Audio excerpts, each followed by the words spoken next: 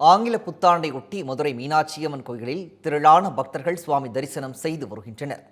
இது தொடர்பான கூடுதல் விவரங்களை நமது செய்தியாளர் தங்கதுரையிடம் கேட்டு வரலாம். தங்குதுரை, வணக்கம். ஆங்கில புத்தாண்டையொட்டி மதுரை மீனாட்சியம்மன் கோயிலில் பக்தர்கள் எந்த அளவிற்கு வருகை தந்திருக்கிறார்கள்? பக்தர்களுக்கு எந்த அளவிற்கு பாதுகாப்பு ஏற்பாடுகள் செய்யப்பட்டிருக்கிறது? கள விவரம்.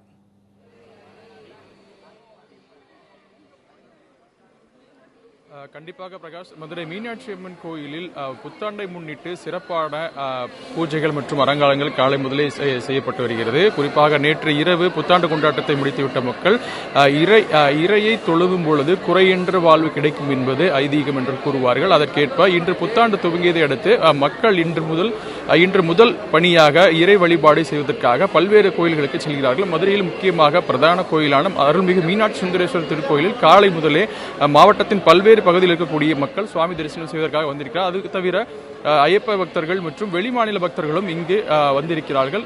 நேரடி காட்சிகளை நீங்களே பார்க்கலாம். ஒளிப்பதிவு தினேஷ் காட்சிப்படுத்திக் கொண்டிருக்கிறார். காலை துவங்கி கூட்டம் என்பது கோயிலுக்குள்ளே மிகப்பெரிய அளவில் இருக்கிறது. பக்தர்கள் சுமார் 2 மணி நேர அளவிற்கு காத்திருந்து சுவாமி தரிசனம் செய்யக்கூடிய சூழல் என்பது இருக்கிறது. விரிவான காவல்துறையினர் பாதுகாப்பு ஏற்பாடையும் செய்திருக்கிறார்கள். நம்முடைய ஒரு பக்தர் இருக்கிறார். வணக்கம். இன்னைக்கு முதல் நாள் புத்தாண்டு முதல் நாள். இப்போ என்ன மாதிரியான தரிசனங்கள் இப்படி இருக்கு? தரிசனம் நல்லா கிடைச்சது. கூட்டம் அதிகமாக இருக்கு. பக்தர்கள் நிறைய ஊர்ல இருந்து வந்திருக்காங்க. சபரிமலை கூட்டம் அதிகமாக இருக்கு. நல்ல தரிசனம் கிடைச்சது. என்ன மாதிரியான வேண்டுதல்கள் நீங்க வச்சிருக்கீங்க? 2025 புதுசாக பிறந்திருக்கு. என்ன மாதிரி நினைச்சிருக்கீங்க? எல்லாருக்கும் நல்லா சிறப்பாக அமையணும், நோய் நொடியின்றி ஆரோக்கியத்தோடு இருக்கணும்.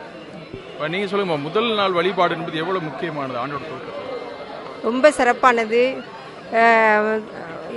உலகத்தில் உள்ள அனைத்து மக்களுக்கும் இனிய புத்தாண்டு வாழ்த்துக்கள். மதுரையே மீனாட்சி அம்மன் ஆட்சி செய்திருக்கா. இந்த மதுரைக்கு தூங்கா நகரம்னு ஒரு பெயர் உண்டு. மீனாட்சி கண்ணமைக்காமல் ஒரு நொடி பொழுது கூட தூங்காமல் இருந்து மதுரை ஆட்சி செய்ததுனால இப்படி தூங்கா நகரம்னு மதுரைக்கு தான் சிறப்பாக இருக்குது. எல்லா கிராமங்களிலிருந்தும் எல்லா மாவட்டங்களிலிருந்தும் எல்லா வெளிநாடுகளிலிருந்தும் வெளி ஊர்களிலிருந்தும் மக்கள் கூட்டமாக குவிந்த வண்ணமாக இருக்கிறார்கள். மீனாட்சி தரிசனம், மீனாட்சி அத்தனை பேருக்கும் நல்ல தரிசனம் கொடுத்து கொண்டிருக்கிறாள். மனதுக்கு ரொம்ப திருப்தியாக இருக்கிறது.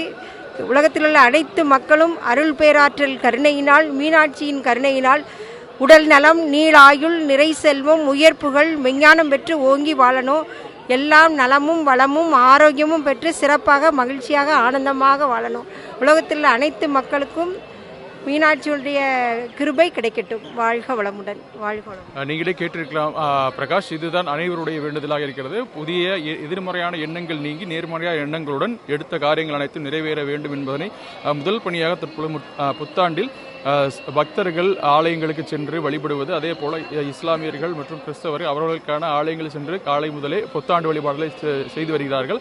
காவல்துறையினை பொறுத்தவரை விரிவான ஏற்பாடு செய்திருக்கிறார். 2000க்கும் மேற்பட்ட காவல்துறையினர் மாவட்டம் முழுவதும் பாதுகாப்பு பணியை மேற்கொண்டு வருகிறார்கள். எனவே இந்த ஆண்டு எதிர்மறை சிந்தனைகள் தவிர்த்து நேர்மறையான சிந்தனைகளை வளர்க்க வேண்டும் என்பதை அனைத்து மக்களின் எதிர்பார்ப்பாக இருந்து வருகிறது.